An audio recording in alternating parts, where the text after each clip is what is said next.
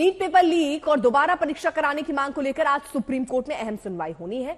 कुल 38 याचिकाएं दाखिल की गई हैं। सभी राज्यों में दायर याचिकाओं को भी दिल्ली सुप्रीम कोर्ट ट्रांसफर दिया गया है। इन याचिकाओं में 5 मई को हुई परीक्षा में गड़बड़ी का आरोप है। कुछ याचिकाओं में दोबारा परीक्षा कराने की मांग की गई। 24 लाख बच्चों ने परीक्षा 5 मई को दी। सुनवाई चीफ जस्टिस दीपक चंद्रचूड़ की अगुवाई में हुई। 3 न्यायाधीशों की यह पीठ गठित की गई थी, जिसके अन्य सदस्य न्यायमूर्ति जेबी पार्दीवाला, न्यायमूर्ति मनोज मिश्रा हैं। कुछ याचिकाओं में परीक्षा रद्द नहीं करने की मांग भी की गई है। और इससे पहले नेशनल टेस्टिंग एजेंसी यानी कि एनटीए ने कहा था कि गोपनीयता भंग होने का सबूत नहीं है।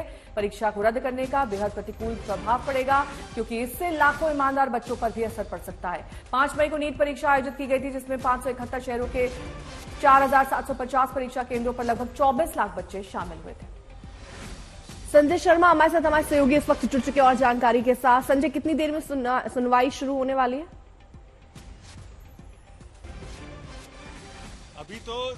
अभी तक मेंशनिंग चल रही थी और अभी सुनवाइयों का दौर शुरू हुआ है, जो कॉज लिस्ट में मैटर्स लगे हुए हैं।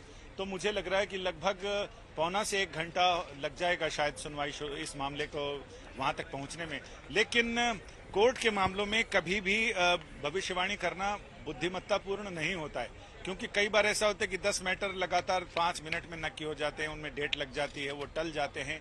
और कई बार ऐसा होता है कि एक ही मैटर 2-2 घंटे तक सुनवाई हो जाती है। लेकिन जहां तक अंदाजा लगा सकते हैं, हम सिर्फ अंदाजा लगा सकते हैं मौसम विभाग की तरह, जैसे वो बारिश का अंदाजा लगाता है वैसे हम भी अंदाजा लगा सकते हैं। संजय, एक महत्वपूर्ण सवाल मैं पूछना चाहती हूँ। संजय, इस पर जानकारी दीजिए।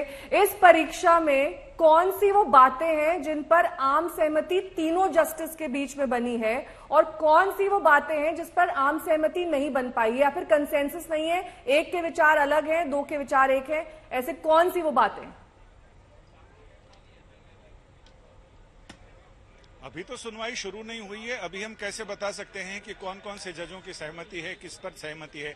इससे पहले अवकाशकालीन पीठ ने सुनवाई की थी। ये पीठ जो रेगुलर बेंच है, ये तो पहली बार सुनवाई कर रही है, लिहाजा इसमें तो ये सोच ही नहीं सकते कि कौन कौन से जज की किन किन मुद्दों पर सहमति है। जब सुनवाई शुरू होगी तब उनके प्रश्नों से और उनका जो रुख होगा उस पूरे मामले को देखने और समझने का, उससे पता चलेगा। अभी आज तो मतलब ये नामुमकिन है बताना कि किस जज के दिल में और दिमाग में क्या चल रहा है।